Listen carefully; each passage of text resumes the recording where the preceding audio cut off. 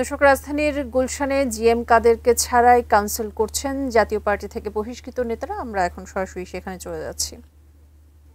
আমাদের প্রত্যাশা আজকে আমরা একটি অংশের কারণে সারা দেশবাসীর কাছে বিতর্কিত হয়ে আছি।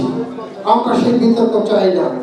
আমরা চাই ঐক্যবদ্ধভাবে আমরা আগামী দিনের নেতৃত্বে এগিয়ে যাব। আমার দুর্ভাগ্য হিসাবে বলতে হচ্ছে যে আজকে আমি বিগত 15 বছর যাবৎ জাতীয় পার্টির সভাপতি শরীয়তপুর জেলার দায়িত্ব পালন করছি। এটা অত্যন্ত দুঃখের বিষয়। এই 15 বছরের মধ্যে এই প্রথম এখানে এসে বক্তব্য রাখার সুযোগ পাচ্ছি।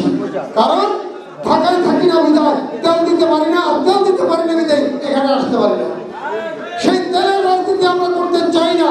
আমরা চাই তেল ছাড়া যোগ্য নেতৃত্ব আসুক, সেই নেতৃত্বের মাধ্যমে আমরা আগামী দিনের পথ চলবো এই আহ্বান রেখে, এবং আমাদের কেন্দ্রীয় আমাদের আজকের যিনি সভাপতি এবং মহাসচিব তাদের নেতৃত্বে আমরা এগিয়ে যাবো এই আহ্বান রেখে আমি আমার